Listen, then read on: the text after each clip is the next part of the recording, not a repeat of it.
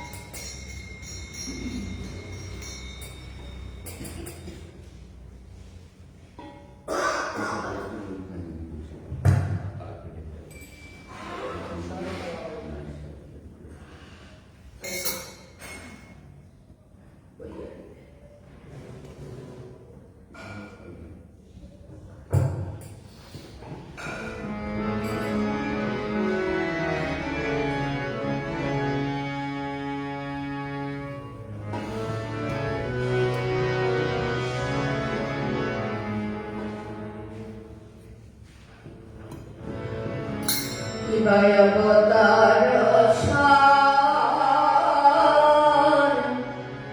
গোনায় অবতার কেন না ভজিলি তারে অবতার সার গোনায় অবতার কেন না ভজিলি তারে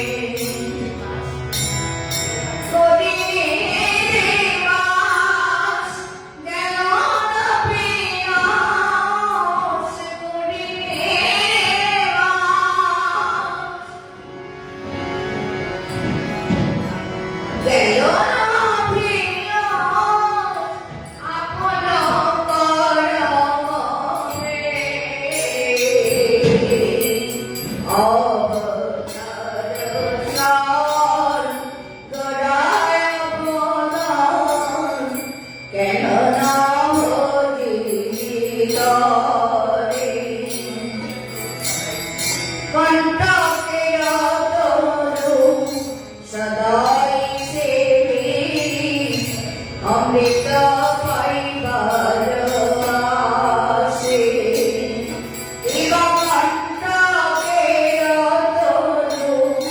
সদাই সেবি অমৃত পাইবার আসে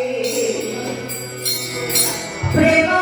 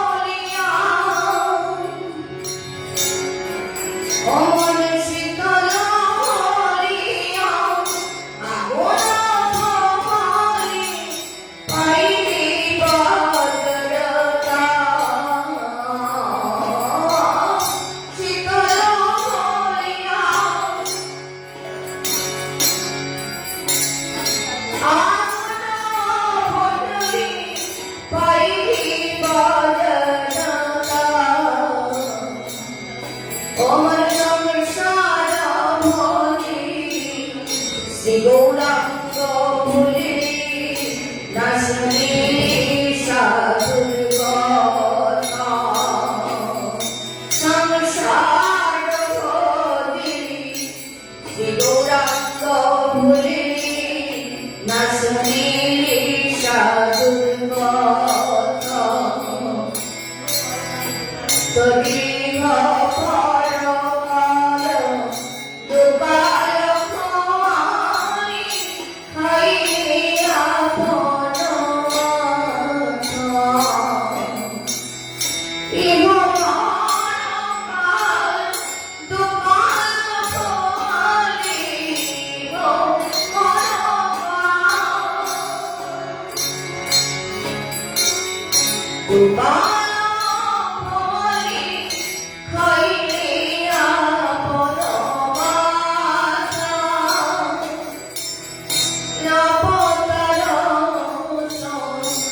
Radha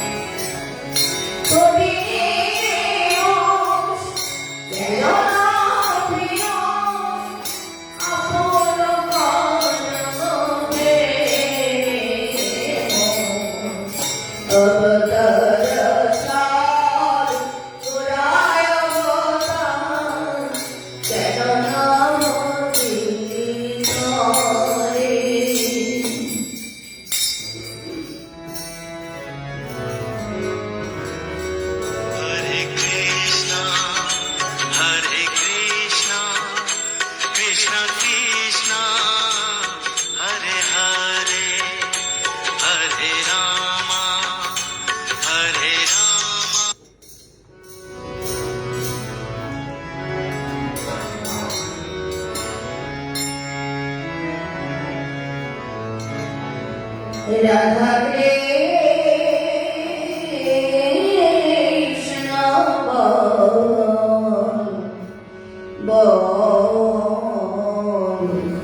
Bol Radha Krishna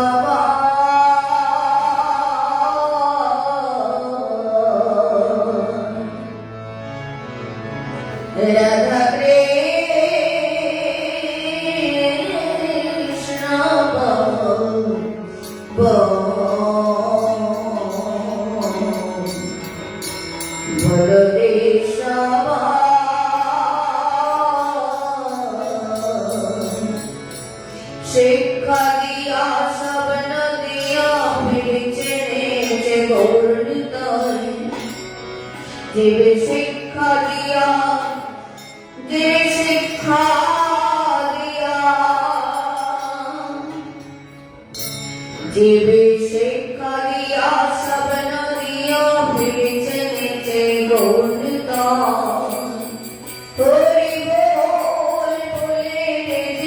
शिक्षा दिया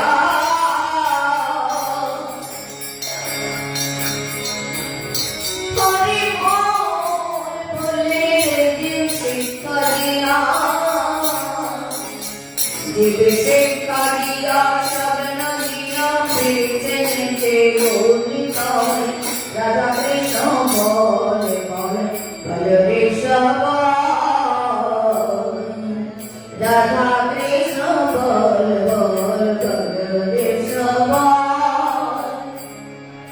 ইচ্ছে মায়ার কাছে কাচ্চ ভেসে কাচ্চ বাবু দুবু ভার ইচ্ছে মায়ার কাছে কাচ্চ ভেসে কাচ্চ বাবু দুবু ভার ওই গোল ধরে ইচ্ছে মায়ার কাছে ওই গোল ধরে ইচ্ছে মায়ার কাছে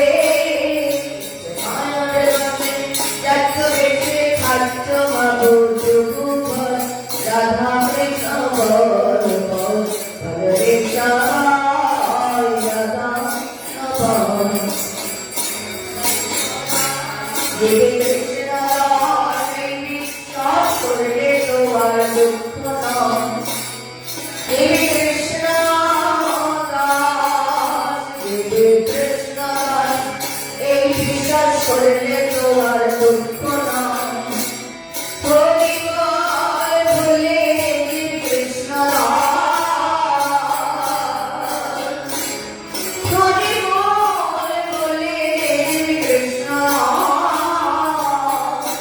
Devi Krishna, Devi Krishna, Kore Tovar Dukha. Hori Bol Bole Devi Krishna, Devi Krishna, Devi Krishna, Kore Tovar Dukha. Radha Krishna Bol Bol Hare Krishna, Radha Krishna Bol Bol Krishna Bol Radha Krishna.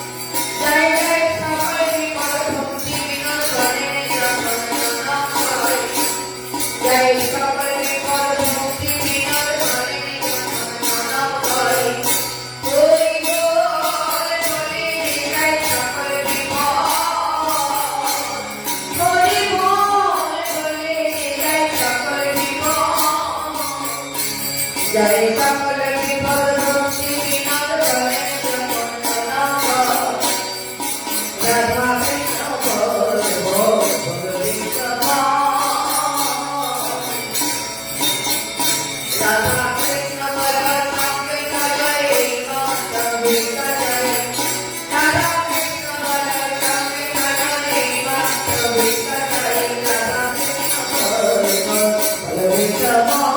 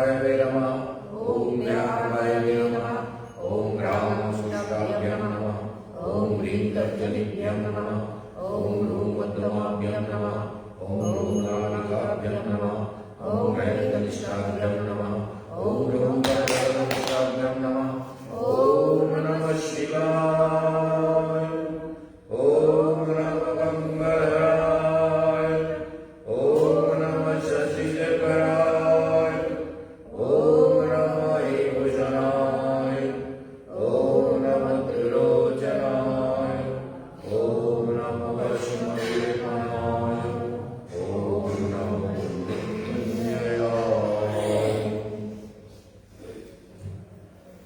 गुरवे गौरचन्द्राय ललिताय स्तदाय कृष्णाय कृष्णभक्ताय सद्भक्ताय नमो नमः।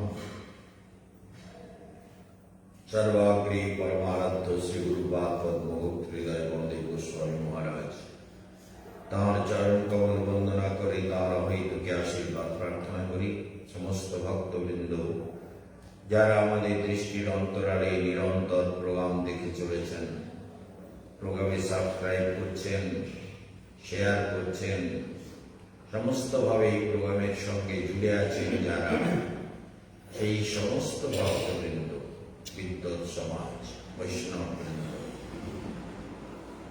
এবং মাতৃশক্তি আর আশ্রমের যত ভক্তমণ্ডলী, বিদ্বৎ সমাজ ভক্তমণ্ডলী, সবাইকে জানাই আমার হার্দিক অভিবাদন। গীতার ব্যাখ্যা আপনারা শুনে চলেছেন। অভ্যাস যোগে ভগবান যোগের যে পরম রহস্য বলছেন, এই যে অনন্ত শাস্ত্রের সার, গীতা এমনই একটা গ্রন্থ যাহা স্বমহিমায় পৃথিবীতে প্রতিষ্ঠিত, নিজের মহিমায়, কাউকে প্রচার করতে হয় না। বিশ্বের বিভিন্ন ইউনিভার্সিটিতে গীতা পড়ানো হয়। ভারতবর্ষে গীতা কম্পালসারি করার চেষ্টা করা হচ্ছে, উত্তরপ্রদেশে অলরেডি চালু হয়ে গেছে। তো গীতার এমনই জ্ঞান, যে জ্ঞান মানবকে সত্যি সত্যি ভেতর থেকে সুন্দর করে দেয়। লেখাপড়া করিস নি কেন? বই কোথায় পড়তে হবে না? পড়ে নিয়েছিস? ছুটি ছুটি বলে ঘরে পড়াও ছুটি, বেলায় পড়বি। ঠিক আছে, ভালো করে শোন, তাহলে প্রশ্ন করবো। ভালো করে মন দিয়ে না শুনলে সবাই তো প্রশ্ন করবে। গীতা বিশ্বের সমস্ত কল্যাণের আধার। সমস্ত বিশ্ব এই গীতা জ্ঞানের দ্বারা সমৃদ্ধ হলে বিশ্বের অনন্ত কল্যাণ সাধিত হবে, এতে কোনো সন্দেহ নেই। বিশ্বব্যাপী গীতার জ্ঞান যত গ্রহণ করবে, শুধু আমরা কেন, আমরা তো নগণ্য কতগুলো জীব, কিন্তু সারা বিশ্বে গীতার প্রচার প্রসার, এর বিস্তার, এর মন্থন, চিন্তন, বিশ্লেষণ প্রচুর পরিমাণে হওয়া দরকার। যে যত করবে তার তত নিজের মঙ্গল, পৃথিবীর মঙ্গল, বায়ুমণ্ডলের মঙ্গল। এই বায়ুমণ্ডলে গীতার ধ্বনি যত ধ্বনিত হবে, মহাকাশে উঠে গীতার শব্দ যত সঞ্চিত হবে, মহাকাশ তত সুন্দর হবে, প্রকৃতি তত আনন্দঘন হবে। সেই জন্য গীতার এই শাশ্বত সমাহিত জ্ঞান মানবের জীবনের সর্ববিধ অমঙ্গলকে দূর করতে পারে। এই জন্য আমরা ষষ্ঠ অধ্যায়কে নিয়ে নানানভাবে বিশ্লেষণ করার চেষ্টা করছি, যাতে আমরা বুঝতে পারি যে আমাদের জীবনে কি দরকার। ভগবান বলছেন গীতার ষষ্ঠ অধ্যায়ে, সর্বভূত স্থিতম ইয়ো মাং ভজত্যকত্বমস্থিতা। ভালো করে খেয়াল করবেন, সর্বভূত স্থিত ইয়ো মাং ভজত্যকত্বমস্থিতা। এই যে ভজতি একম আস্থিতা, ভজতি একম আস্থিতা। সর্বভূত স্থিতম সর্বভূতে ভগবান আছেন, আমিও আছি, আত্মা আছে, চৈতন্য আছে, আনন্দ আছে, প্রসন্নতা আছে, এইটা যিনি বুঝতে পেরেছেন, সর্বভূত স্থিতম ইয়ো মাম ভজত্যেকত্ব ভজতি একত্বমাস্থিত, সর্বভূতে একাত্ম হয়ে আমার ভজন করে। যেমন কেশবানন্দ মহারাজ ধ্যানের মধ্যে সবাইকে, সমস্ত বিশ্ব প্রকৃতিকে, তাই না, চন্দ্র সূর্য গ্রহ নক্ষত্র দিকপাল ভূত প্রেত পিশাচ যক্ষ রক্ষ কিন্নর গন্ধর্ব ডাকিনী শাকিনী যোগিনী দেবতা গন্ধর্ব দেবলোক স্বর্গলোক কামধেনু কল্পবৃক্ষ ঋষিলোক পিতৃলোক মহরলোক সত্যলোক এবং সৃষ্টিতে আমরা যারা এই মিল্কি ওয়ে গ্যালাক্সিতে যেসব বিহারিকার মধ্যে আমরা যারা আছি, সবার সঙ্গে একত্র, সবার সঙ্গে আমার আত্মার একটা মিল আছে, একটা সংযোগ আছে, সবার সঙ্গে আমার আত্মা নিরন্তর মিল আছে। ভদত্যেকত্বমস্থিত, তাহলে সর্বথা বর্তমানে সর্বথা বর্তমানপি সহযোগী মই বর্ততে, সর্বথা সব কাজ করছেন, ব্যবহারিক জগতে সমস্ত কাজ করেও সে আমাতেই বিদ্যমান থাকে। মই বর্ততে, আমাতেই তার সত্তা নিরন্তর ডুবে থাকে। সব কাজ করলেন, জগতের ব্যবহারিক জগতের কাজকর্ম, জগতের পরিচালনা, জগতের যা কিছু কর্ম করলেও ভগবান বলছেন সযোগী মই বর্ততে, সে আমাতেই বিদ্যমান থাকে, আমার মধ্যেই থাকে। চিন্তা করুন, এই বিশ্বাসটা ভেতরে যতদিন না আসছে, সর্বভূত স্থিতম ইয়ো মাম ভজতি একত্বমস্থিতা ভজত্যেকমস্থিতা, অতএব এই একত্ব, সর্বভূতের মধ্যে আত্মাকে দেখা, আত্মার কোনো ভেদ নেই, সবার সমস্ত জীবের মধ্যে আত্মস্থ হয়ে আত্মার উপলব্ধিকে গভীর অনুভব করা। বুঝা যাচ্ছে? ভজত্যেকত্বমস্থিত, একত্ব, একত্ব দরকার, অর্থাৎ আমার থেকে কেউ আলাদা, তাহলে আর ভয় থাকবে না। আমরা ভয় করি কেন? বলে ওটা আমার থেকে আলাদা, তো জানি না কি হবে।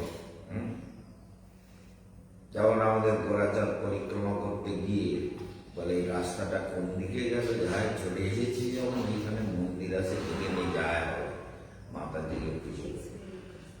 হ্যাঁ, ভজত্যেকত্বমস্থিতা, একত্ব হয়ে গেছে, একত্ব হয়ে যায়, কিছু একটা করেই ফেলেছে, ঠাকুরের নামই তো করেছে, মন্দির দর্শন তো করেছে, গোবিন্দ দেবকে কাপ্তায় দেবাকারে, কিন্তু যেটা লক্ষ্য নিয়ে ফেলেছিল সেটা হচ্ছে না ঠিকই, কিন্তু করেই ফেলেছে।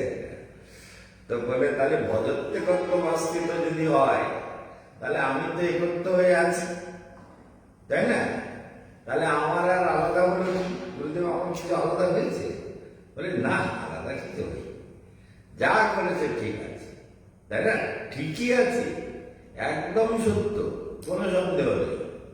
যা করেছে মন দিয়ে যদি করে থাকো, মন্দির দর্শন, দেবতার পূজন, পরিক্রমা করা, পরিভ্রমণ, সবকিছু করে যখন এসেছো, তাহলে যমুনাজির দর্শন, ঘরে বসে থাকতে তো কিছু হতো না, যমুনাজির দর্শন করা গেছে, কিন্তু নিধুবনের পাশ দিয়ে, কিন্তু চেনে না রাস্তা। এই জন্য ভজত্যেকত্বমস্থিতা, তাহলে সমস্ত জীবের মধ্যে একত্ব আছে, সমস্ত জীবের মধ্যে একই আত্মার অবস্থান আছে, এই মনে করে যিনি আত্মচেতনায়, সেই জন্য তার ভয় থাকে না, তাই না? ভূত, রে বাবা রে ভূত, ভূত সামনে ত্রম্বকনাথ, হ্যাঁ, এত লম্বা হয়ে গেছে, তুলসীদাস দেখছেন, মানে হনুমানজিকে কৃষ্ণ একবার অভিশাপ দিয়েছিলেন। কেন দিয়েছিলেন জানা আছে? মানে হনুমানজি কিছু গোলমাল করে বসেছিলেন, মানে কৃষ্ণ যে রথে চড়ে যুদ্ধ করছিলেন, এটা তো কপিধ্বজ। এখন হনুমানজি সূক্ষ্মরূপে ওই রথের চূড়ায় বসেছিলেন।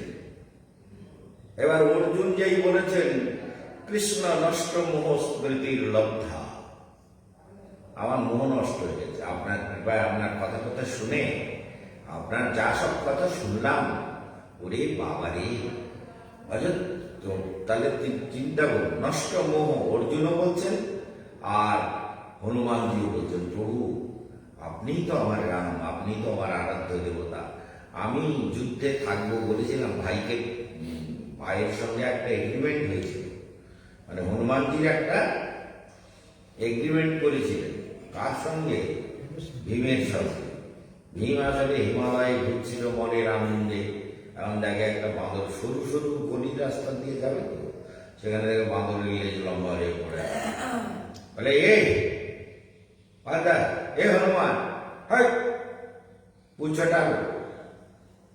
হনুমান পড়ে আছে, হ্যাঁ तानी है, अरे पूछ हटा लो, मुझे जाना है। पूछ लांग के नहीं जाना, মানে पूछটা লাফ দিয়ে পার হওয়া যাবে না, এটা অন্যায় কথা। লেজ হটাও, বলে লেজ। हनुमान कौन करे, बोले क्या हुआ, क्यों चिल्ला रहा है? अरे चिल्ला रहा है, समझ में नहीं आता, লেজ হটাও। হনুমান যে বলছে আমি কি করে লেজ হটে, আমার বয়স হয়েছে তো, সেইটা তো ভালো না, আর এই জন্য শুয়ে আছি, তুমি লেজটা হটিয়ে দাও। তো বলছি মানতা নেই, মানে না, কিন্তু মানুষ লোক তো, হ্যাঁ আমি লেজ উঠাবো মানে নাকি? আমি লেজ উঠাবো? আমার একটা মান সম্মান নেই, আমি কে জানো তুমি? আমি দ্বিতীয় পাণ্ডব ভীম, কৃষ্ণের সখা অর্জুনের দাদা, বুঝে রেখো। লেজ উঠাও। बोले भैया तुम इतने महान हो, कृष्ण के सखा और कृष्ण के मित्र हो, और তুমি আমার লেজটা একটু সরিয়ে দিতে পারছি না, আমি শুয়ে আছি একটু আরামে। বিবরে ঠিক আছে, বাহাত দিয়ে দিয়েছে টান, সে আর নড়ে না, কিছুতেই নড়ে না, বলে মহা সমস্যা তো, নড়ে না। অদ্ভুত লোক, এই নড়ে না কেন? তাও নড়ে না। তারপর দুহাত দিয়ে ধরেছে, ধরে নড়াচ্ছে, তো নড়েই না। বলে লেজটা উঁচু করাই যাচ্ছে না, সম্পূর্ণ পুরো শক্তি দিয়ে টেনে নড়াতেই পারছে না। তখন বলছে কি একটা গোলমাল হয়ে গেল, এ তো সাধারণ লোক না, ভীমের শক্তি। ভীম শক্তির তেজে ওই জঙ্গলের মধ্যে হাতি ফাতি সিংহ টিংহ মারার জন্য গদা নিয়ে ওই ঘুরে বেড়াতো, মিটাবার জন্য। না মারলে গার রক্তগুলো মানে সে শান্ত হতো না। সেই এতে যুদ্ধ করার জন্য যুদ্ধ করার লোক পাচ্ছে না, রাগ রয়েছে না, মানে কুরুদের উপরে, কৌরবদের উপরে এত রাগ, সেই রাগ গুলো সব মেটাবার জন্য মাঝে মাঝে জঙ্গলে বেরিয়ে যায় যুদ্ধ করার জন্য। এখানে যত যা পাবো, হাতি ঘোড়া বাঘ সিংহ যা পাবো, ওদের সঙ্গে লড়ে যুদ্ধ করে অভ্যেস করে রাখে, তা নাহলে ওদের মেরে গুঁড়ো করতে হবে। কারণ আমাকে বিষ খাইয়ে জলে ফেলে দিয়েছে, চতুর্দিকে পুড়িয়ে মারার চেষ্টা করেছে, তারপরে আবার দ্রৌপদী বস্ত্র ঢেলে তারপরে চুলের মুঠি ধরে অপমান করেছে। আমি তো বলতে ছাড়বো না, এই জন্য ছাড়বো না যখন, তাহলে কি করে? তাই যুদ্ধ অভ্যাস রাখছিল। সেই কালে হনুমানের সঙ্গে দেখা, হনুমান তখন বলতেছে মহাত্মা আমার অপরাধ হয়েছে, আপনি নিশ্চয়ই সাধারণ কোন হনুমান, আপনি আমাকে ক্ষমা করে দেন, আমার ভীষণ অপরাধ হয়ে গেছে। আমার শক্তিতে দুনিয়ার গাছপালা পাহাড় পর্বত সব ভেঙে চুরমার করার লোক আমি। মহাদেবের ঘাড়ে মেরেছি আর বাড়ি, ঘাড় বসে গেছে, পুজো হয়ে গেছে, কেদারনাথে নিয়ে বসিয়েছি। চিন্তা হতে আমার সঙ্গে যুদ্ধে কেউ পারে না, আপনি আপনার লেজটা আমি করতে পারছি না, এ তো বড় লজ্জার কথা। আপনি যদি বলে দেন না, লোকে আমার ছিছি করবে, আর মহাত্মা আপনি নিশ্চয়ই সাধারণ কেউ নন, আপনি আমাকে ক্ষমা করে দেন, দয়া করে আমায় ক্ষমা করে দেন আমার সমস্ত অপরাধ। হ্যাঁ, এইবার হনুমান উঠে দাঁড়িয়ে একদম সাক্ষাৎ হনুমান। হ্যাঁ, আপনি আপনি রাম ভক্ত হনুমান, রামদাস হনুমান, আপনি এখানে? বলে হ্যাঁ, তুমি তো আমার ভাই, পবন পুত্র, আমিও পবন পুত্র, তুমিও পবন পুত্র। বলে ভাই, বলছে দাদা তাহলে একটা এগ্রিমেন্ট করা হোক। বলে কি? বলে কৌরবদের সঙ্গে যুদ্ধ তো হয়েই ছাড়বো, কোনো কথা নেই, এ কোনো মানে অন্যথা হবে না। কৌরবদের সঙ্গে যখন যুদ্ধ হবে, দাদা আমার একটা নিবেদন, তুমি আমাদের পক্ষে হয়ে যুদ্ধ করো।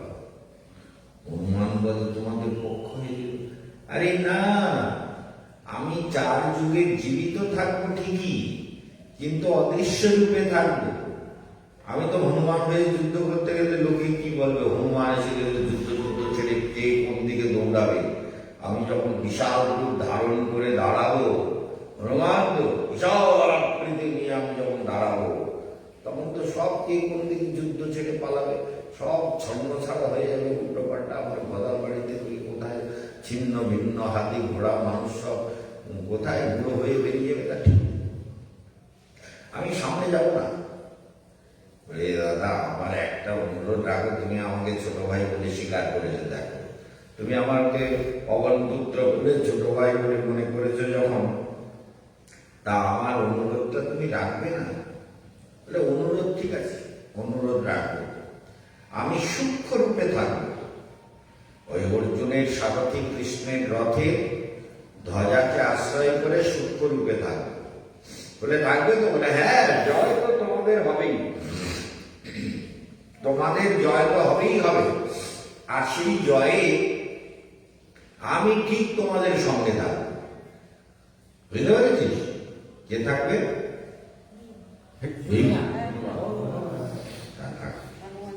আর সুন্দরকে থাকবো। এখন ছিল, এখন যেই কৃষ্ণ গীতার এই মহাজ্ঞান, দিব্য জ্ঞান, বেদ উপনিষদ সমস্ত শাস্ত্রের সার, চরম জ্ঞান যখন ভগবান ব্যক্ত করেছেন, সেই শুনে হনুমানেরও খুব ভাব জেগে গেছে। হনুমান লাভ দিয়ে পড়েছে রথের থেকে সূক্ষ্ম রূপ বাদ দিয়ে একটু ছোট হয়ে নেমে এসে বলল, প্রভু নষ্ট মোহস্মৃতির প্রসাদাচ্যুতা, তোমার কৃপায় সব মোহ নষ্ট হয়ে গেছে। স্থিত স্মিগত সন্দেহ করিষ্য বচনন্তর, আমার সব মোহ নষ্ট হয়ে গেছে।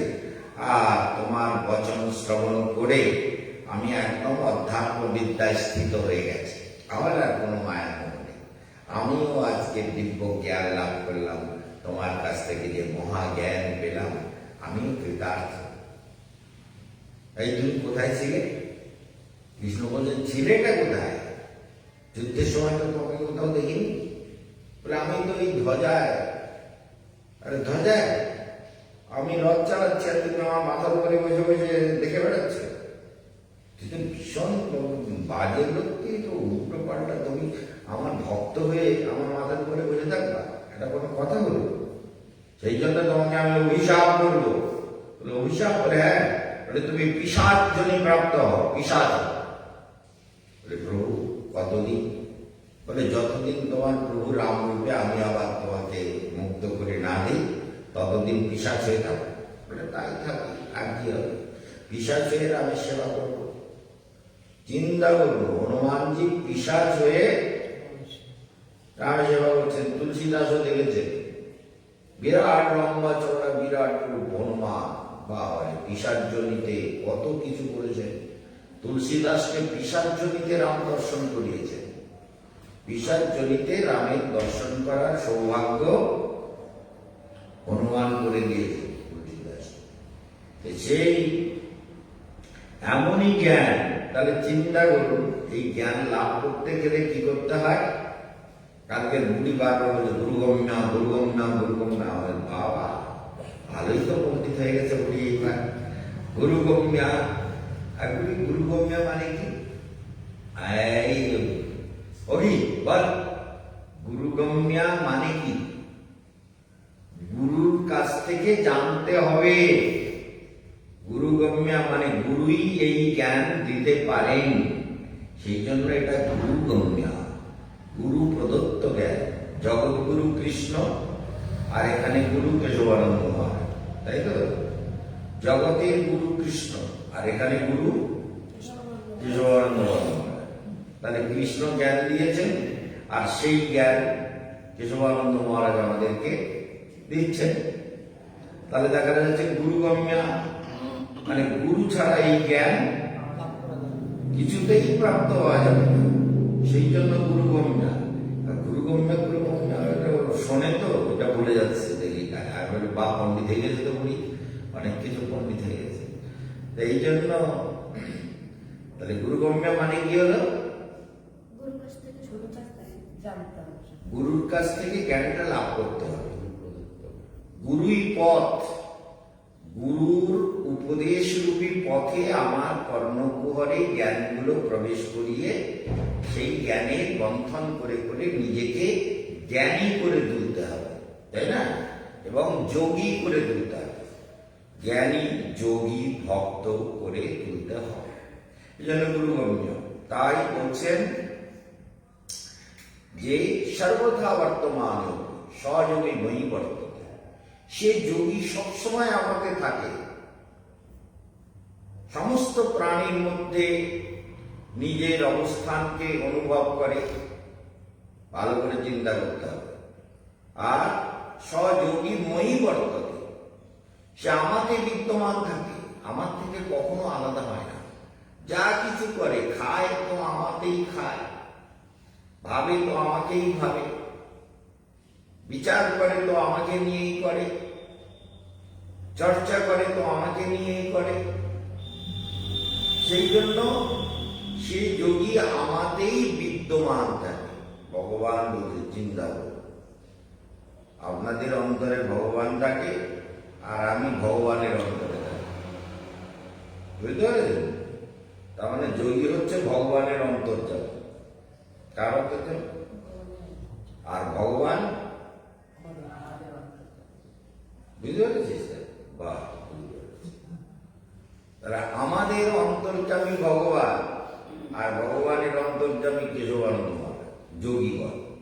কেশবানন্দ মহারাজ তো মজা করে বলছে, আসলে যারা যোগস্থ, যারা মনস্থিত, তাদের অন্তরে ভগবান নিরঞ্জন, ভগবানের অন্তরে তারা নিত্য বিদ্যমান। ভগবান বলছেন সহযোগী মই বর্তত, আমার মধ্যেই বর্তমান থাকে, আমার মধ্যেই বসে থাকে, আমাতেই সমাহিত থাকে। আমি ছাড়া কিছু বুঝেই না, ভাবেই না, বিচারই করে না। ভালো করে বুঝে নিতে হবে, গীতার এক একটা শ্লোক ভারতীয় দর্শনের চরম কথা ব্যক্ত করে। সেই জন্য সহযোগী মই বর্ততে, সেই যোগী আমাতেই বিদ্যমান। তার মানে আর কিছু তো যোগীরা মনটা তৈরি করতে করতে করতে করতে, ওই যে এতদিন ধরে বলে আসছি মনকে তৈরি করার কথা, মন তৈরি করতে করতে মন এমন তৈরি হয়ে গেছে যে ভগবান ছাড়া আর কিছু ভাবেই না, বিচারই হয় না, মনের মধ্যে অন্য কিছু আসেই না। সেই জন্য সযোগী মই বর্ততে, সে আমাতেই বিদ্যমান থাকে, সব কর্ম করছে কিন্তু আমাতেই থাকে। বকুনি দিচ্ছে, ঝাঁকুনি দিচ্ছে, শাসন করছে, পরিচালনা করছে, সব কর্ম করছে, কিন্তু আমাতেই বিদ্যমান থাকে। আমাকে ছাড়া যোগীর মন আর কোথাও টেকেও না, ভালোও লাগে না, অন্য কিছুর মধ্যে আনন্দ পায় না। চোখ বন্ধ করলেই ভেতরে আনন্দ, আনন্দ সত্তা ভগবান বিদ্যমান। আর ভগবান চোখ বন্ধ করলে আমাকে দেখতে পায়। ভগবান ওই যে নারায়ণ কারণ সমুদ্রে শয়ন করে আছে, তো চোখ বন্ধ করে করে কেশবানন্দকে দেখে, কিন্তু কেশবানন্দ কেমন আছে, কি করছে না করছে দেখে। আর কেশবানন্দ তাকে দেখে, কারণ সমুদ্রে নারায়ণ কেমন করে শয়ন করে আছেন শেষ নাগের উপরে, পরম তৃপ্ত, পরম প্রসন্ন। তাহলে দেখা যাচ্ছে আত্মৌপম্যেন সর্বত্র সমং পশ্যতি যো অর্জুন সুখং বা দুঃখং সযোগী পরমমতা। আত্মৌপম্যেন সর্বত্র সমং পশ্যতি যো অর্জুন। অর্জুনকে বলছেন যে নিজের মতো সবাইকে দেখে, সব সুখ দুঃখকে নিজের মনে করে। সেই জন্যই তো বলে প্রভু দুঃখগুলো আমাকে দিয়ে দাও না। যদিও এটা দেওয়া যায় না, কিন্তু তবুও তার মনে হয় যে জীব কেন দুঃখ পাবে। এটা একটা বিরাট গুণ, অন্যের ভালো দেখে খুশি হওয়া, আনন্দিত হওয়া। অন্যের যা কিছু ভালো হচ্ছে বলে খুব ভালো, ভালো হোক, সবাই ভালো থাক, সবাই আনন্দে থাক, সবাই প্রসন্ন থাক, আমার আশেপাশে যত লোক সবাই ভালো থাক, আমি শুধু একা ভালো থাকবো তা তো হয় না। আমি একা ভালো থাকতে পারি, পাশের লোক যদি দিনরাত ঝগড়া করে তাহলে আমি কি করে ভালো থাকবো? পাশের লোক যদি দিনরাত থানা পুরি ঝগড়া অশান্তি মারপিট গন্ডগোল নানান রকম প্রবলেম তৈরি করে, তাহলে আমি কি করে ভালো থাকবো? থাকতে পারবো?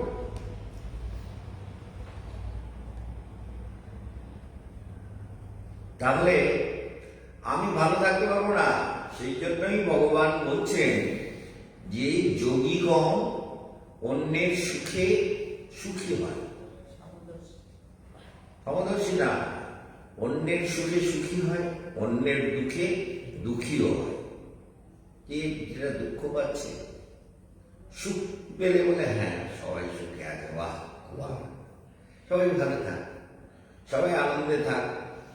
ভগবানের তো জীব, পাপ করে পুণ্য করে ভালো করে মন্দ করে যা করে করে, কিন্তু জীবগুলো ভালো থাক, দুঃখ কেন পাবে?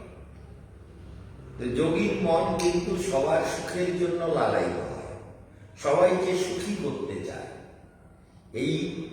এই ব্রহ্মবিদ্যা, আত্মবিদ্যা কি বুঝে গেল? সেদিন বলছিলাম না, বলে কি জানি আমি বাড়ি না গেলে, বাড়ির কথাটা ত্যাগ করতে হবে। একদিন সনাতন গোস্বামী জোর করে পাঠিয়েছিল, বলে দেখেছো তো কি হলো, তুমি যে এতদিন ভগবানের ভজন করছো, তো তোমার বউ ছেলে মেয়েগুলোর অবস্থা কি আছে? গিয়ে বলছে অমুক ব্রাহ্মণের বাড়ি কোনটা? বলে ওই তো বিশাল অট্টালিকা, বাপরে কত রকম সুখের ব্যবস্থা, সুবিধার ব্যবস্থা। চিন্তা করো, ভগবানের ভজন করলে জাগতিক বস্তুগুলো অনায়াসে পাওয়া যায়, অনায়াসে।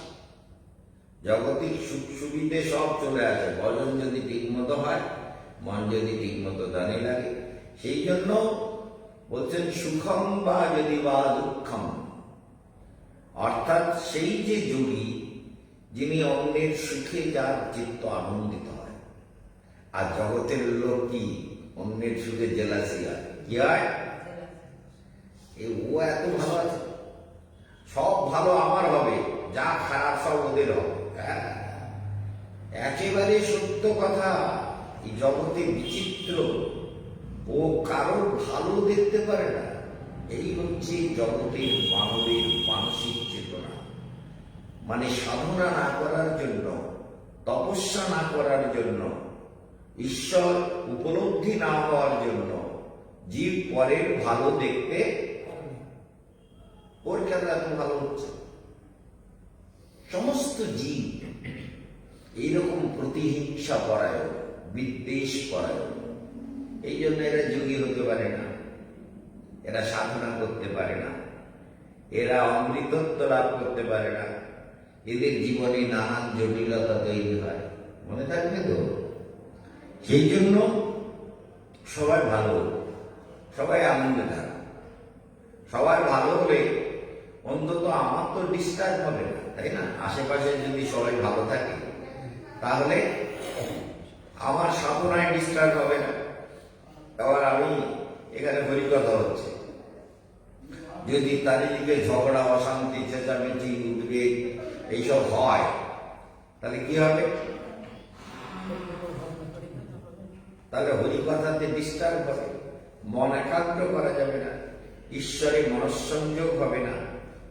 সযোগী পরমতা। তাহলে মনে রাখতে হবে যে এই যে আত্মবিদ্যা বা অধ্যাত্মবিদ্যা, এই অধ্যাত্মবিদ্যা লাভের জন্য জীব জগৎকে প্রতিনিয়ত যত্নশীল হতে হবে। ঠিক আছে? তাহলে আত্মৌপম্যেন সর্বত্র সমম পশ্যতি অর্জুন। সর্বত্র সমম, সব সর্বত্র সমান রূপে দেখে। শুধু দেখে না, অন্যের সুখ হলে তার সুখ হয়, দুঃখ হলেও দুঃখী হয়। বড় বিচিত্র। বড় দুঃখ দুঃখী সনাতন তং প্রভুমাশ্রয়া। গুরুর এটা একটা মহান লক্ষণ, যিনি পরের দুঃখ দেখে দুঃখী হন। কেন দুঃখ হবে? জীবের মধ্যে হীনতা, দরিদ্রতা, হীনমান্যতা, ইনফিরিয়রিটি কমপ্লেক্স, নানান রকমের সমস্যা, সেইগুলো জীবের জীবন পথে নানান রকমের সমস্যার কারণ। সেই জন্য বলছেন সুখম সুখম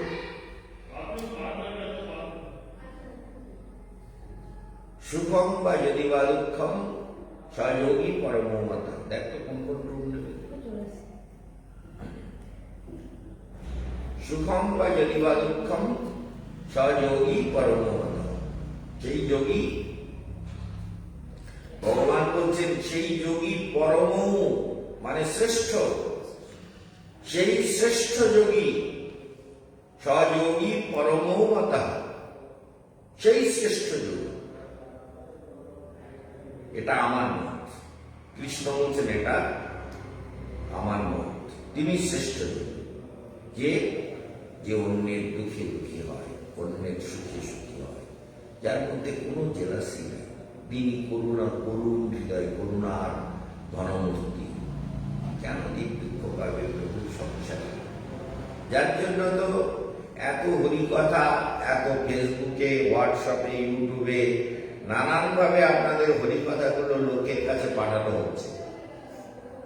তার মধ্যে কেউ শুনছে, কেউ শুনছে না। এত সুন্দর সুযোগ পেয়েও মহাপ্রভু যেমন হলেন, এলেন, এমন সুযোগ আর কোন যুগে হয় না, আর হবে না। তাহলে সুযোগ পেয়ে গেছিল মহাপ্রভুর অবতারে। কলিযুগে মানুষের জন্য অনেক কনসিডার করেছেন ভগবান।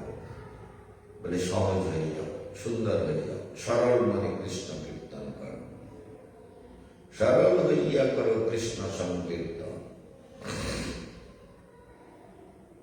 এই জন্য কৃষ্ণ কীর্তন।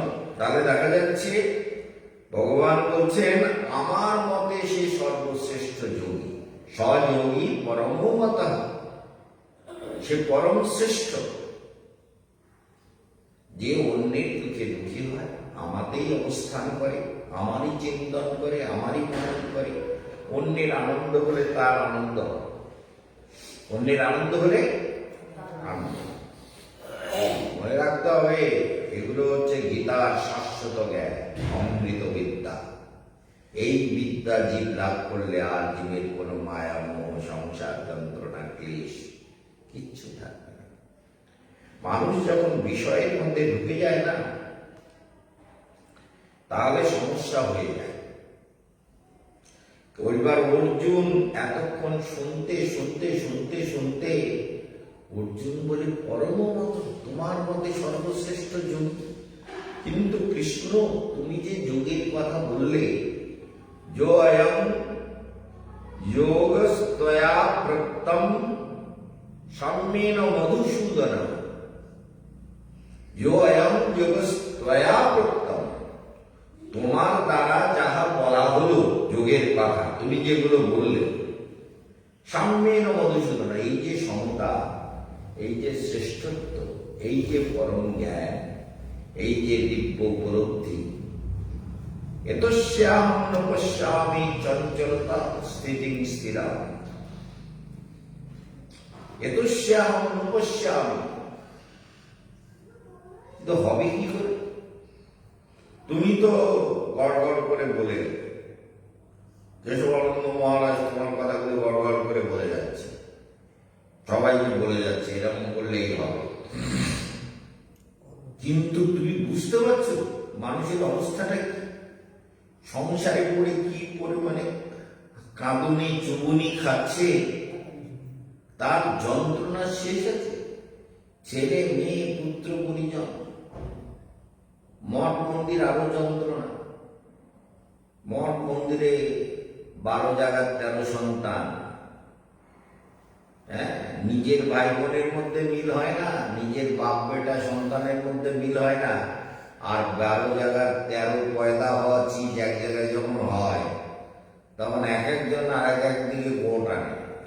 সাধন ভজন যদি না হয় এইগুলোই হবে, হচ্ছে সর্বত্র।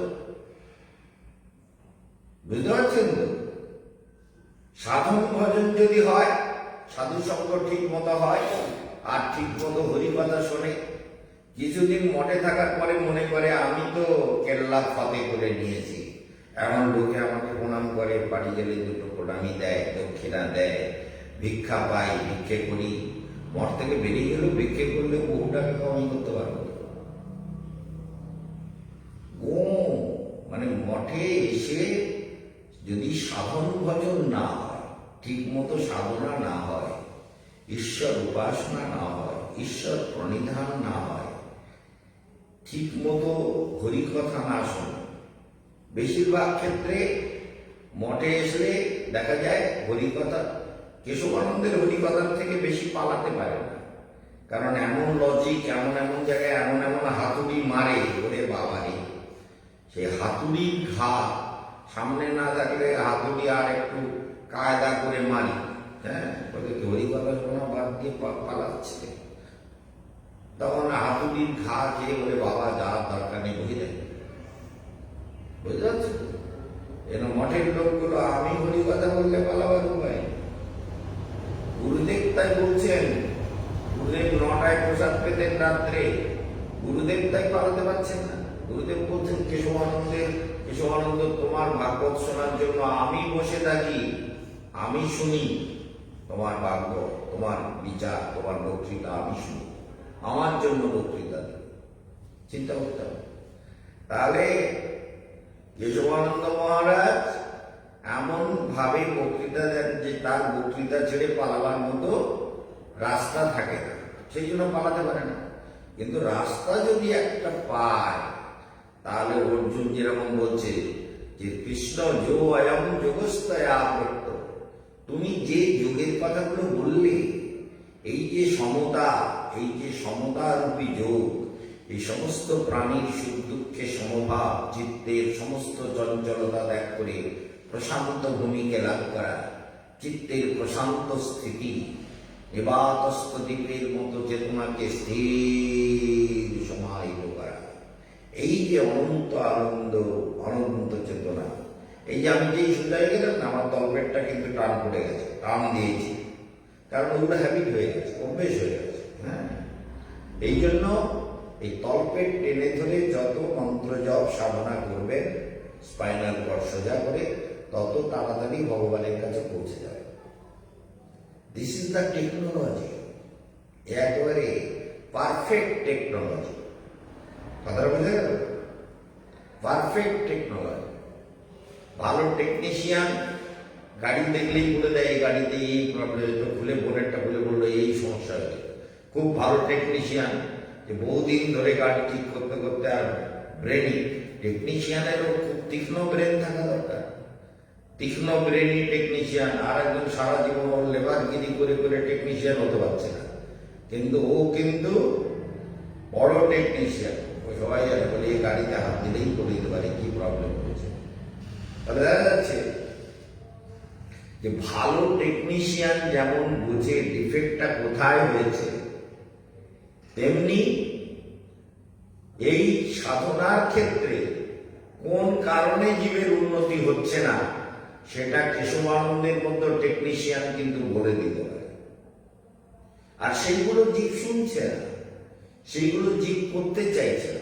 উড়ে বাবারে, আবার তলপেট টেনে ধরে আবার সোজা হয়ে বসো, আবার শিরগ্রীবাকে সমতা রাখো, ভেতরে প্রশান্ত হয়ে যাও, ক্ষোভ রহিত হয়ে যাও, মায়া রহিত হয়ে যাও, আনন্দিত হয়ে যাও, প্রসন্ন থাকো, ধ্যান চেতনার গভীরে যাও, নিজের ভেতরে দেখো অনন্ত অমৃত বিরাজ করছে।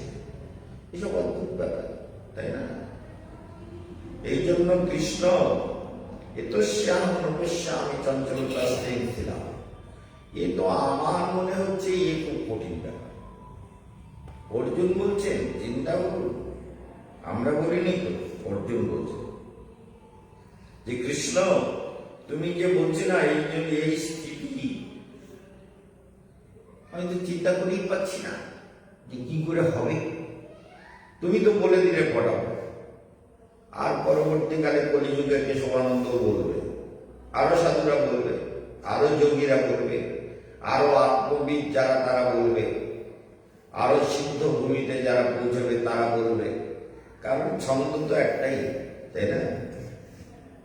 কোথায় কোন রিটটা টিপলে কোন রাগ হবে সেটা একটাই বিধান। তার সঙ্গে অলঙ্কার যে যত লাগাতে পারে তপস্যা করে, সেই রাগের রিটের সঙ্গে অলঙ্কার যত লাগাতে পারে তত না, তাই না? এই জন্য তাহলে আমি কি তুমি যে বললে সমতারূপ যোগের কথা বললে, তা মন এত চঞ্চল কি করে সেটা হবে? সেটা তুমি দেখেছো? তুমি তো জানো না মন কত, তোমার মন তো চঞ্চল না, তোমার মন তো স্থির। তুমি তো একদম পরম সত্য সমাহিত আনন্দ ঘনস্বরূপ। অতএব হে কৃষ্ণ, কি তোমরা বাড়ি যাবো নাকি? বসারা যাবে?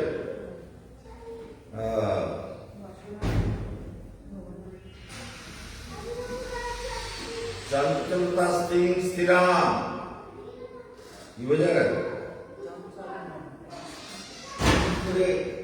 এই জন্য কি করে হবে কৃষ্ণ? চঞ্চলং হি মনঃ কৃষ্ণ। আমরা এই শ্লোকটা সবাই বলি, কিন্তু এই অভ্যাস যুগের এই শ্লোকটা প্রায় সময় প্রয়োগ করি। চঞ্চলং হি মনঃ কৃষ্ণ প্রমাথি বলবদৃঢ়ম তস্যাহং নিগ্রহং মন্যে বায়বিব সুদুষ্কর। এই দুটো শ্লোক অর্জুন বলেছেন চঞ্চলতা নিয়ে, মনের অবস্থান নিয়ে, চিত্তের চঞ্চলতা নিয়ে, সাধনার বাধা নিয়ে অর্জুনের সোজা কথা বলে, তোমাকে কি আর কব, তুমি তো বোঝো না জীবের মনের অবস্থাটা কি, এরা মনটাকে কিভাবে বিগড়ে ফেলেছে। একেবারে বিগড়ানো মন, না ভগবানে লাগায়, না গুরুর কথাতে লাগায়, না ধর্ম সাধনায় লাগায়, না ঈশ্বর অনুভূতিতে লাগাতে পারে, না মন্ত্র জপ করতে পারে ঠিকঠাক মতো। সবসময় ভেতরে একটা অস্থির চেতনা কাজ করেই যাচ্ছে।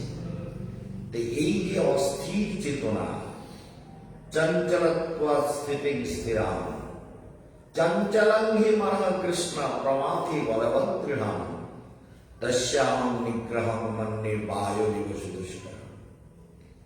তাহলে এই যে চঞ্চল মন, প্রমাথি পাগল, পাগল হাতি, পাগলা হাতি যেমন ভীষণ ভাবে, পাগল হাতি যেমন উচ্ছৃঙ্খল হয়ে দৌড়ায়, যার সামনে পায়, গাড়ি পায় তো তাও খেলা দিয়ে ফেলে দেবে, মানুষ পায় তো তাই আছাড় মেরে ফেলে দেবে, যা পাবে। চাকদায় ছিলাম, একটা ঘটনা ঘটেছিল। মানুষও কি বিচিত্র, মানে একটা শাঁখ আলু দিয়েছে হাতিকে খেতে, বলতেও কষ্ট হয়, তার মধ্যে সুই ঢুকিয়ে দিয়েছে। হাতিকে কষ্ট দেওয়ার জন্য সুই ঢুকিয়ে দিয়েছে। দিতে হাতি তো ওইভাবে খেতে গিয়ে হাতির মুখে সুই ফুটে রক্ত বেরোচ্ছে, হাতি রাগ হয়ে গেছে, আর মাহু ততটা খেয়াল করে। এখন একটু আগে গিয়ে একটা ছেলেকে দেখতে পেয়েছে, কি একটা খেতে দেবে বলে আসছে, তারে ছুড়ে ধরে বেড়েছে এক আশা, সব গুঁড়ো হয়েছিল বেরিয়ে। মাহু বললো কি হলো? তারপরে হাতিটাকে খুব শান্ত করে যত্ন করে বলছে কি হয়েছে। তারপর দেখে জিভে টিভে সুই ফুটে গেছে, তারপর সেটা খুলে বের করে ওষুধ টষুধ লাগিয়ে চিন্তা করুন মানুষের প্রবৃত্তি কিরকম। তো হাতি পাগল হয়ে গেলে তখন কি আর ছেড়ে দেবে? মারবে আছাড়, একদম কারোর কোনো কথা নেই।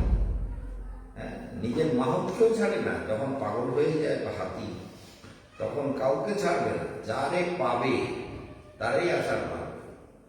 ওই 12টা করে হাতি নিয়ে শোভাযাত্রা বেরোয় দক্ষিণ ভারতে কোন একটা পদ্মনাভ মন্দির, নাকি পদ্মনাভ মন্দিরে তো 3টে আছে, 3টে ডুব আছে, যার মধ্যে কত সোনা আছে কেউ জানে না।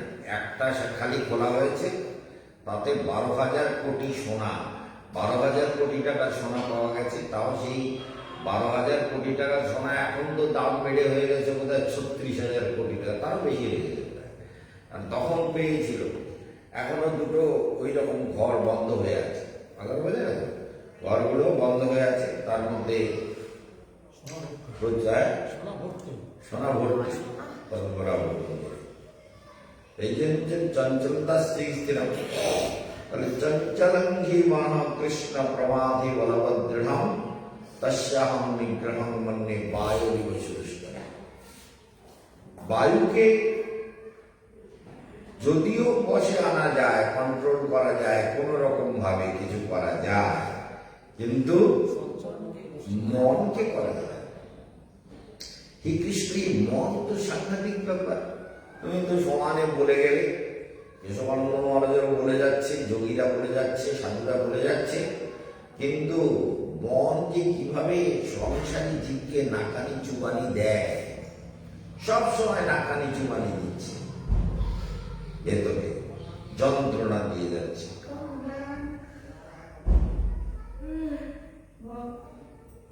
চঞ্চলতা স্থিরাম।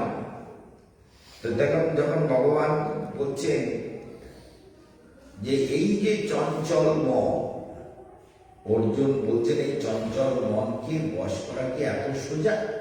তুমি তো সমানে সমানে বলেই এলে যে পরম সহযোগী পরম মতা, আমার মতে সে শ্রেষ্ঠ যোগী। সে তো ঠিক কথা, কিন্তু ওই পরম শ্রেষ্ঠ যোগী হতে গেলে যে মন তৈরি করার কথা জীবে, সেটা কি করে করবে, কি করে হবে?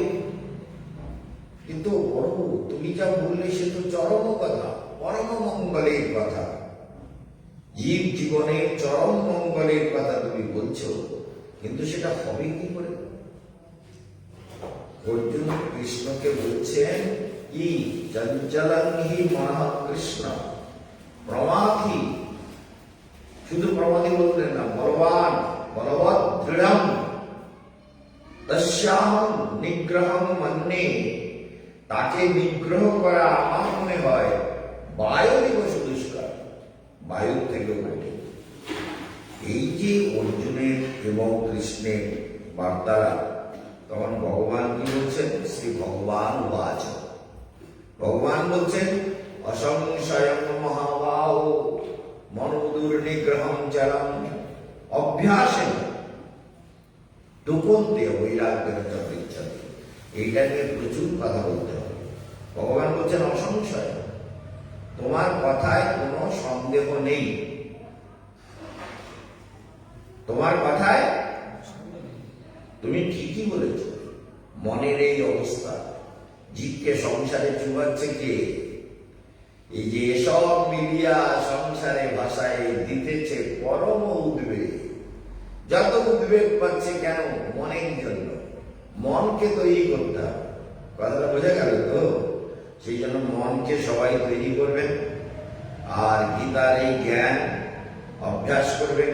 আত্মীয় বন্ধুজন সবাইকে বলবেন এই গীতার দিব্য জ্ঞানকে উপলব্ধি করতে, মন প্রাণকে সমাহিত করতে গভীর চেতনার মধ্য দিয়ে। আর তার সঙ্গে আজকেও আর এসছে আমাদের ভাগ্য বিচার করতে হবে, এখান থেকে উঠেই আমাদের এক ভক্তের জটক বিচার করে পাঠাতে হবে, সেটা আমরা পাঠিয়ে দেবো। তাহলে আপনাদের প্রত্যেকেরই মনে রাখতে হবে, কি মনে রাখতে হবে? যে আমরা ভাগ্য বিচার করতে চাইলে মহারাজের সঙ্গে করতে পারি, এবং মহারাজের 21শে জানুয়ারি কলকাতায় পৌঁছে যাবেন, 22 তারিখ থেকে আপনারা পাবেন এগুলো আপনাদের মনে রাখা এবং গীতার জ্ঞানকে মন্থন করা। আর কে কত মন্থন করলেন আমাকে এসে যদি একটু একটু বলেন, লিখিতভাবে দেখান যে মহারাজ আপনার এই অমর কথা গীতার জ্ঞান শুনে আমার এই অনুভব হয়েছে, তাই না? আমাদেরও একটা ক্লাস, আমরা একটা পরীক্ষা নেব, 2-1 দিন ধরে প্রশ্ন উত্তর ক্লাস হবে। তো সেই জন্য আপনারা যারা শুনছেন তারাও ক্লাস করবেন, তারাও একটা করে রিপোর্ট দেবেন। হ্যাঁ, এতদিনে ক্লাসের কি অনুভব হলো তার একটা রিপোর্ট, হ্যাঁ, একটা জিস্ট লিখে আমাকে দেবেন। আমি বুঝবো, হ্যাঁ ভক্তদের নাম্বারিংটাও আমি করবো যে কাকে কত নাম্বার দেওয়া যায়। এইভাবে গীতার ক্লাস আমরা প্রতিদিন করতে পারি এবং নিজেদেরকে অনুভবের গভীরে নিয়ে যেতে পারি। সেটা আপনারা সযত্নে করবেন, লিখবেন, পড়বেন, গীতা পড়বেন, মহারাজ যে শ্লোকগুলো ব্যাখ্যা করলেন সেগুলোর ব্যাখ্যাগুলো লিখবেন, লিখে আমার কাছে জমা দেবেন। তাহলে সব ভক্তদের একটা করে ফটো, আইডি কার্ড মানে জেরক্স যুক্ত করে জমা দেবেন। আমি আবার আপনাদের নামগুলোকে এই এই ইউটিউবে, ফেসবুকে অ্যানাউন্স করে দেবো, যেই ভক্ত এরকম লিখেছেন, কোন ভক্ত কেমন লিখছেন সেটাও আমি বলবো। কলকাতায় গিয়ে কার কেমন অনুভব হচ্ছে, কে কতটা এগোতে পারছে সেগুলো বলা হবে। আর আপনাদের জানিয়ে দিলাম যে প্রত্যহ ধ্যানাভ্যাস করুন, এখনই ধ্যান শুরু হচ্ছে। এবং তার সঙ্গে সঙ্গে আপনারা জেনে রাখুন যে 26শে মার্চ আমার বাংলাদেশে যাওয়ার একটা কথা চলছে। সেটার জন্য প্রচুর চেষ্টা আমরাও চালাচ্ছি, তারাও চালাচ্ছেন। আর 13, 14, 15ই জুন গঙ্গাধর সাঁতরার বাড়িতে 3 দিন জন্মোৎসবের আনন্দ, হরিকথার আনন্দ, কীর্তনের আনন্দ, সবকিছু নিয়ে একটা মহা আনন্দময় উৎসব। সেখানে গঙ্গাধর সাঁতরার ব্যবস্থাপনায় থাকে, প্রতি বছর তিনি করতে চান। গত বছর হয়নি, করোনাতে সেটা হয়নি, এবছর হবে, তার প্রস্তুতি পর্ব চলছে। তো আপনারা সবাই সেগুলোকে মন দিয়ে শুনবেন। এখন আমরা শুরু করব প্রাণায়াম।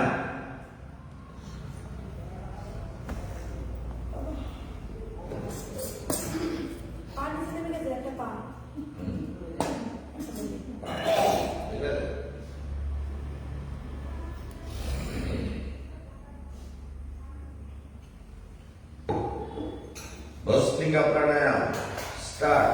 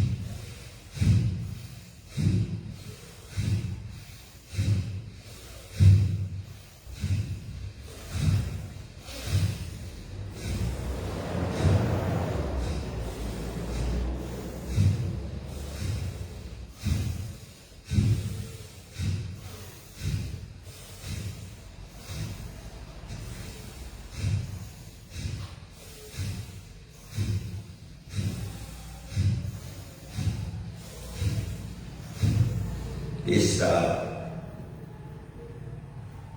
মূলাধারে মৃত্যুঞ্জয়কে ধ্যান করবে। আমাদের এই গুল্লু সেদিনকে কি বলেছিল আপনারা শুনতে পেয়েছিলেন? আরে বসো। গুল্লু সেদিনকে আমি যখন বললাম যে ভালো করে ধ্যান প্রাণায়াম আশ্রমের কাজ করো, সব কিছু দেখতে হবে, না করলে তুই বড় হয়ে কি করবি, তোর তো সব কিছু শিখতে হবে, তো লেখাপড়ার দিকে মন দিতে হবে, কি বলেছিল শুনেছেন কেউ? কি বলেছিল? আপনার পাশেই তো বলেছিল। কি বলেছিল? বলে ওই জন্যই তো এখন ভক্তি বাড়িয়ে দিয়েছি।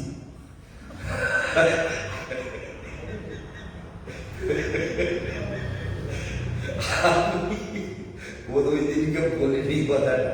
বলে ওই জন্য এখন ভক্তি বাড়িয়ে দিয়েছি তো গুরুদেবের প্রতি, আগের থেকে ভক্তি বাড়িয়ে দিয়েছি, আগে কম ছিল এখন বাড়িয়ে দিয়েছি। এই তুই তোর কথা শুনলে তোর কথা না আগুনেও পড়বে না, জলেও ভেসবে না। বলে ওই জন্যই তো ভক্তি বাড়িয়ে দিয়েছি এখন, চিন্তা কর। এবার অনুলোম বিলোম।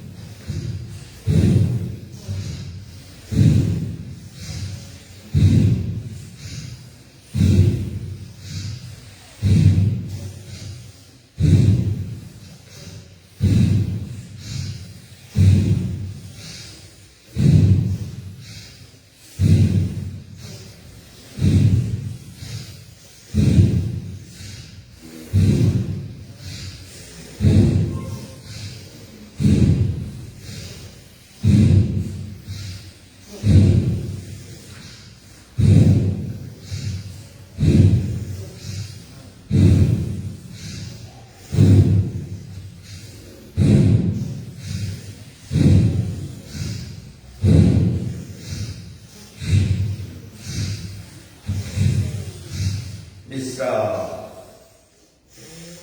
তবে মূলাধার চক্র থেকে ইড়া পিঙ্গলা সুষুম্না নাড়িকে কেন্দ্র করে মূলাধার চক্রে মৃত্যুঞ্জয়কে ধ্যান করে, স্বাধিষ্ঠানে ব্রহ্মাকে ধ্যান করে, মণিপুরে নারায়ণকে ধ্যান করছ। শান্ত সমাহিত আনন্দ ঘন জ্যোতির্ময় কিরিট কুণ্ডল ছবিত আনন্দ ঘন চেতনা। ভেতরে দেখো চেতনা ঠিক ঠিক করছে, ভেতরে চেতনাটা যেন শান্ত হয়ে গেছে। যদি না হয় তোমাদের দুর্ভাগ্য, এটা মনে রেখো, দুর্ভাগ্য, মহা দুর্ভাগা, যে এই প্রাণায়ামের পরে ভেতরে কিছু শান্ত হলো না, তার মানে মহা দুর্ভাগ্য, জীবনে কিছু হবে বলে মনে হয় না। এই প্রাণায়াম করার পরে ভেতরে দেখলেই মনে হয় সব শান্ত, শুধু শান্তি, প্রশান্তি। যাই হোক, যার যেমন ভাগ্য, যে যতটা নিতে পারবে। কপালভাতি প্রাণায়াম করো।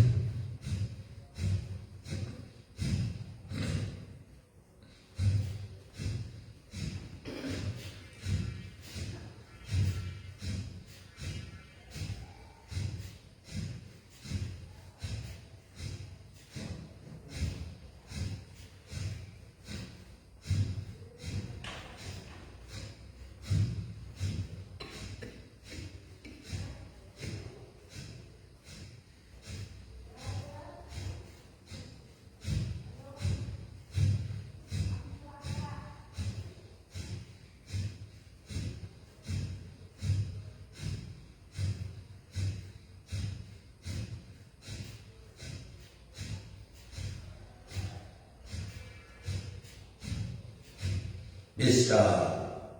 স্বাদিষ্ট বিন্দুপীঠে নবদুর্গা দশ মহাবিদ্যা ষোড়শ মাতৃকা দেবী প্রসন্নম ভব সুখ সমৃদ্ধি বর্ধনম গুরু। ভেতরে শান্তি। দেখো ভেতরে কেমন জ্যোতি কাজ করছে, ভেতরে কেমন চেতনা শান্ত হয়ে গেছে। প্রাণায়ামের পর আপনা আপনি প্রত্যাহার হয়। এটাই যোগের সহজ সিদ্ধান্ত, যোগের সহজ পন্থা। প্রাণায়াম ঠিক করলে ভেতরে প্রত্যাহার। প্রত্যাহার মানে সব চিন্তা গুটিয়ে আসে, ভেতরে শান্তির অনুভব হয়। অপার শান্তি, অনন্ত প্রসন্নতা জাগে। দুনিয়ার কোনো চিন্তা ভেতরে থাকে না। সেই অদ্ভুত আনন্দ চেতনাকে অনুভব করো। তাহলে কি করা হলো? অনুলোম বিলোম ভস্ত্রিকা কপালভাতি হয়ে গেছে। এবারে আমরা হৃদয়ে নারায়ণকে ধ্যান করব, লক্ষ্মী নারায়ণকে, এবং বিশুদ্ধ চক্রে বৃদ্ধি সিদ্ধি যুক্ত গণপতিকে ধ্যান করব। করতে করতে উজ্জাহী প্রাণায়াম করব।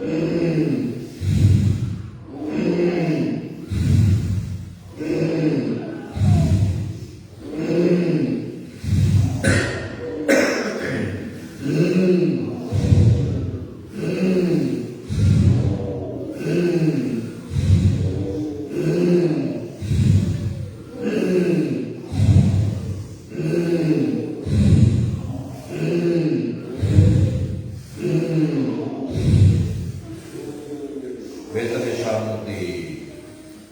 দেখো ঋদ্ধি সিদ্ধি যুক্ত গণপতি তোমার সমস্ত বিঘ্ন দূরীকরণ করছেন। তোমার মধ্যে শান্তি, আলো, প্রসন্নতা বিরাজ করছে। তুমি এক আনন্দের জগতে প্রবেশ করেছ। তোমার বিজ্ঞানময় জগৎ, আনন্দময় জগৎ সব তোমার কাছে খুলে গেছে। তুমি শুধু শান্তি, শুধু আনন্দ, শুধু প্রসন্নতা, শুধু তৃপ্তি, শুধু আনন্দের অনুভূতি করছো। তোমার মধ্যে অন্য কোনো দুঃখ বেদনা কিছুই নেই। আজ্ঞা চক্রে রাধা মাধব আছেন, দক্ষিণ ললাটে রামচন্দ্র আছেন, ললাট সহস্রারীর বাম ভাগে হনুমান আছেন। তাদেরকে ধ্যান করো শান্ত সমাহিত চিত্তে, আনন্দ চেতনায় ধ্যান করো। গভীর আনন্দের অনুভব করো, অপার আনন্দ ভূমিতে চলো। সেখানেই চলো যেখানে শব্দ নেই। ইচ্ছাতির না সত্যম, অসত্য ভূমি, আনন্দ ভূমি, জ্যোতির্ময় ভূমি, প্রাণময় ভূমি, চৈতন্যের ভূমি। এবার তুমি করবে ভ্রামরী প্রাণায়াম। ওম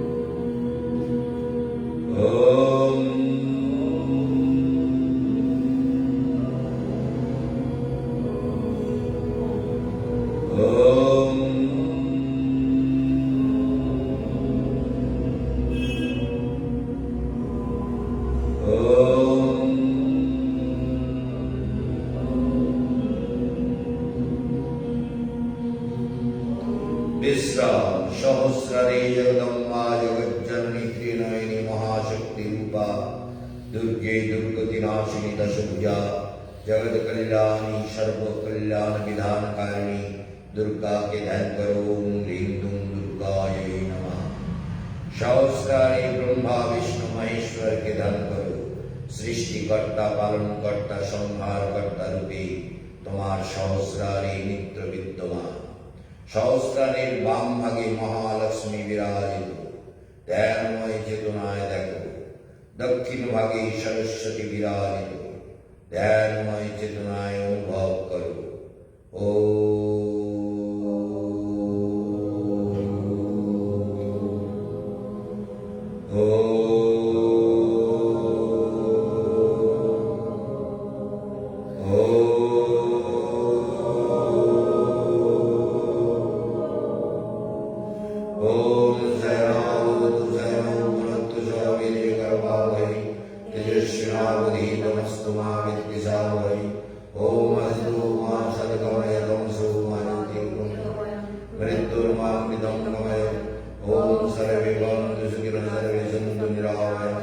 सर्वे भद्राणि पश्यन्तु मा कश्चित् दुर्भाग् भवेत्। ओम शांति शांति शांति। ओम शक्ति के ऊपर डाल।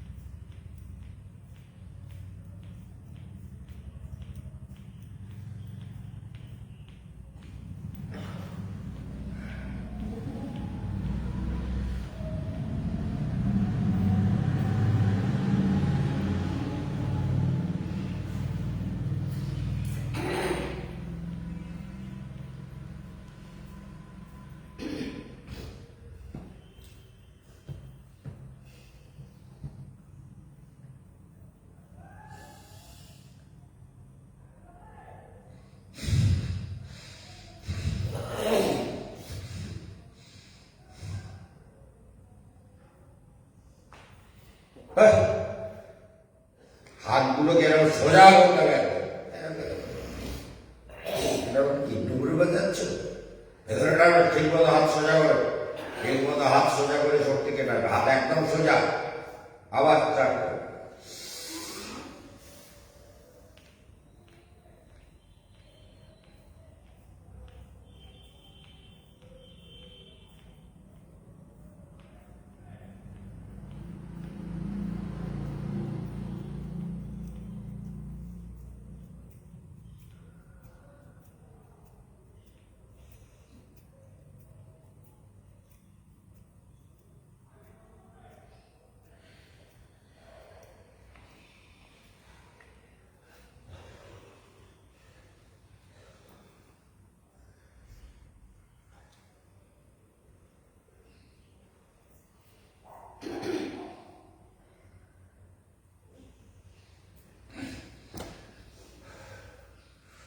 ঠিক মতো করা, ভেতরে শান্ত হয়ে যেতে হবে। কতক্ষণ করে করছি দেখতে পাচ্ছ তো? দ্বিতীয়বারে একটু বকতে গিয়ে একটু প্রাণটা কন্ট্রোল কম হয়ে গেল, কিন্তু প্রথমবারে কতক্ষণ ছিলাম দেখেছো? দুবার করলেও তোমরা আমার সমানভাবে পৌঁছতে পারবে। প্রচুর অভ্যাস করতে হয়, শক্তিকে না টানলে শক্তির সঙ্গে। আমি আরেকটা জগৎ দেখছিলাম, আর একটা দুনিয়া, অদ্ভুত একটা দুনিয়াকে দেখছিলাম। সেই দুনিয়াকে দেখার জন্য তোমরাও তৈরি হও। সেই আনন্দের দুনিয়া, প্রসন্নতার দুনিয়া, দেখলে শুধু আনন্দ হয়। আর একটা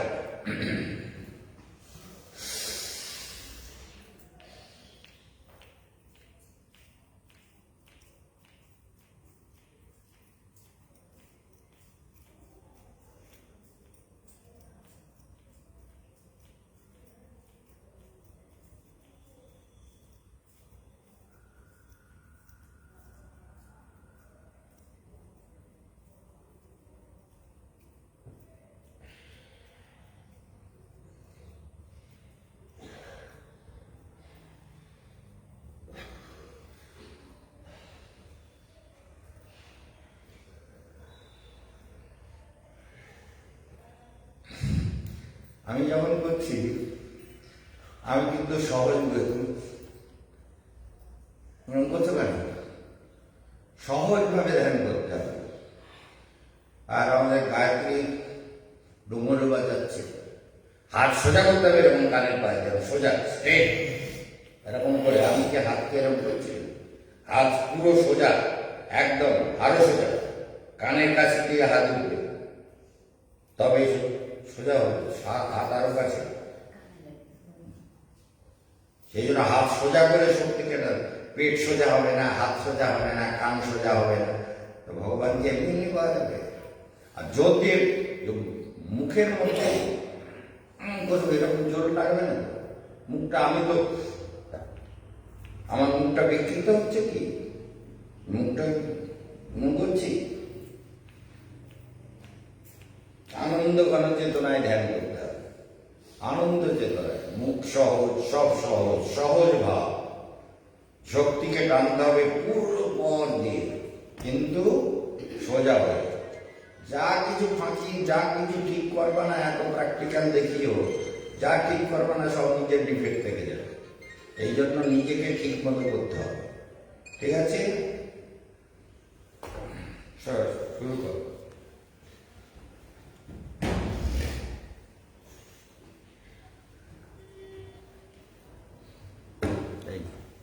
মাইক অফ করে দেবো, এটাকে নিয়ে যাবো, এখানে নিচে রেখে দিই, ওইখানে রেখে সুইচ অফ করে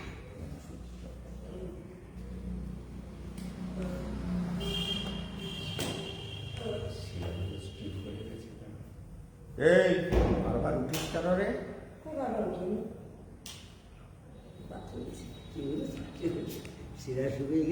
আমার তো যেতে হয় না।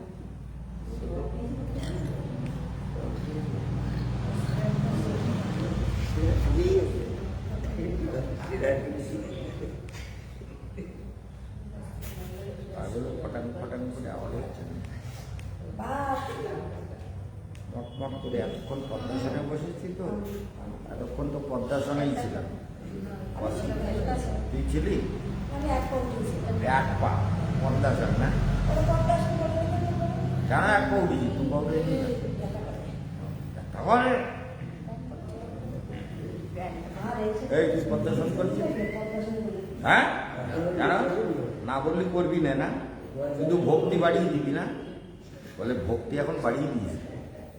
শালা মুখ্য,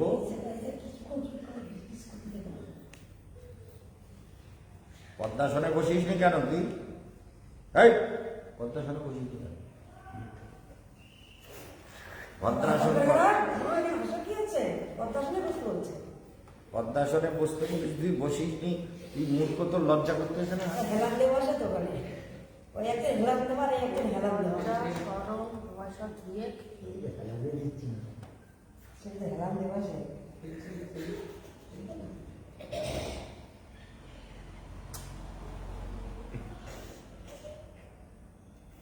হাট!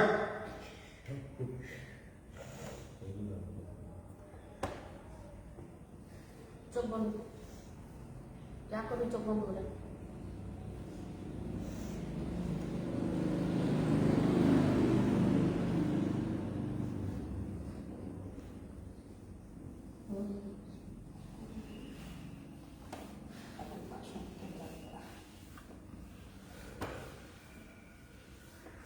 এবার এটাকে নিয়ে যান পেছনে।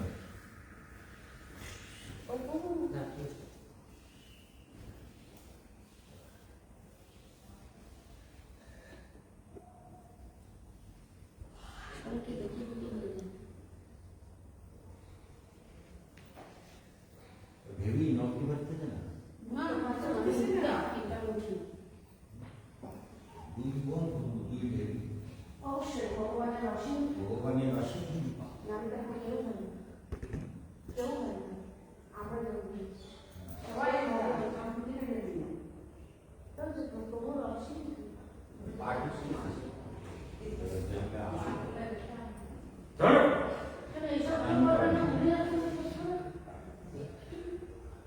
এইসব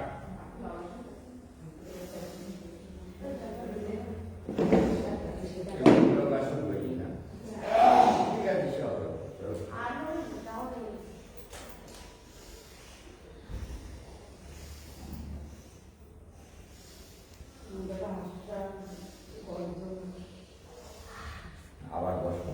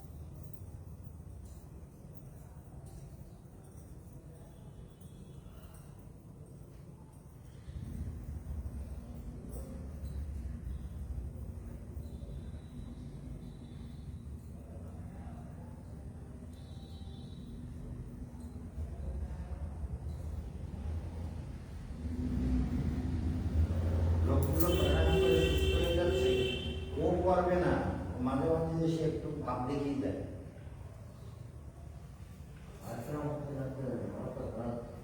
ভালো হচ্ছে তো, হবেই হবে, হবেই শরীর আরো ভালো হচ্ছে তো, সত্যি সত্যি তো ভালো হবে।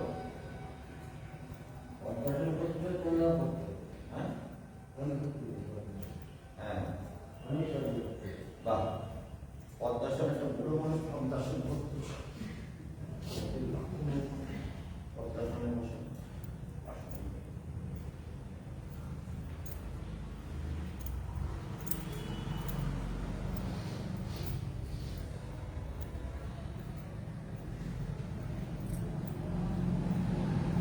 হচ্ছে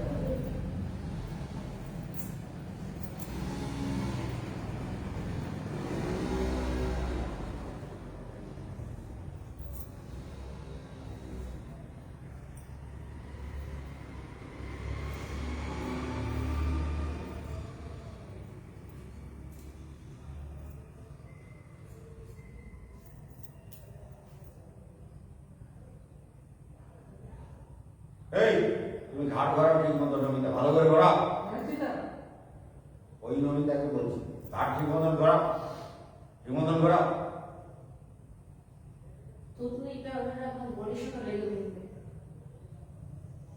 পেছনেও একদম ঘাট ঝুঁকে যাবে পেছনেও ঝুঁকে যাবে সামনেও ঝুঁকে যাবে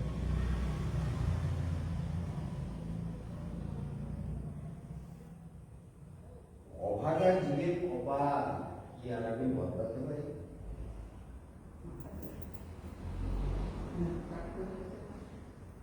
খবর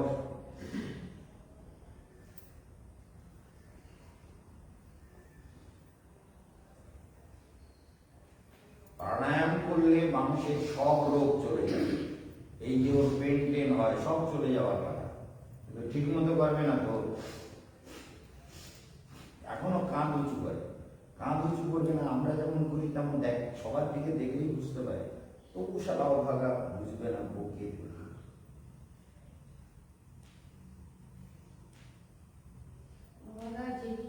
সাগর শুকাইয়ে যায়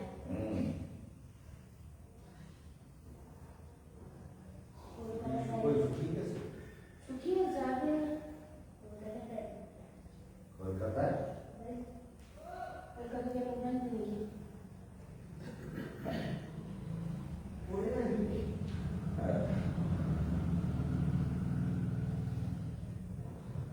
এইটা করতে jogging pants. Aku ni বস cepat. বসে বসে Warna apa? বসে কর Kita berapa? হ্যাঁ ভালো করে কর এই কর চক্রাসন কর পুরো পুরো বডি আরো একটা পায়ে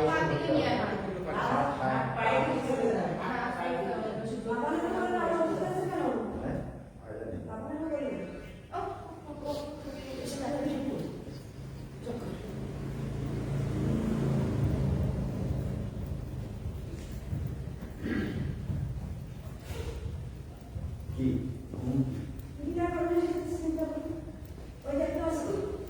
ওইটা কোথায় লেগে থাকে হাই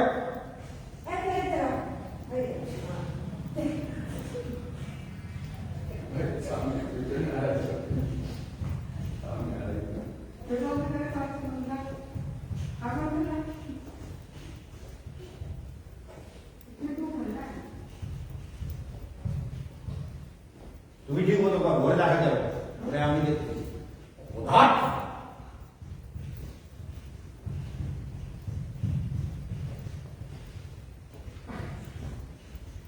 ঠিক মতো কর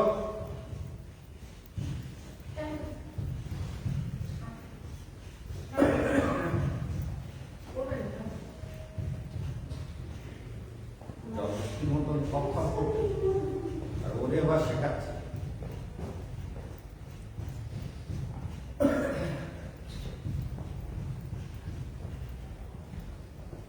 backstroke.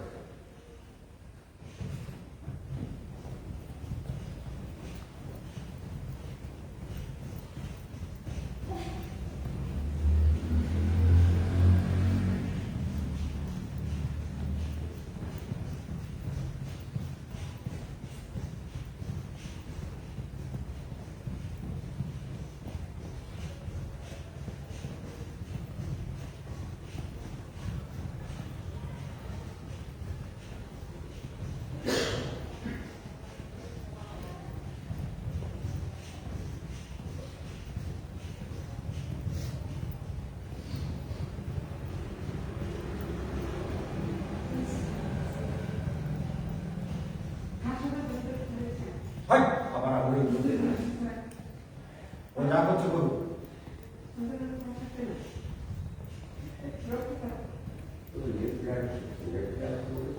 Kamu tahu?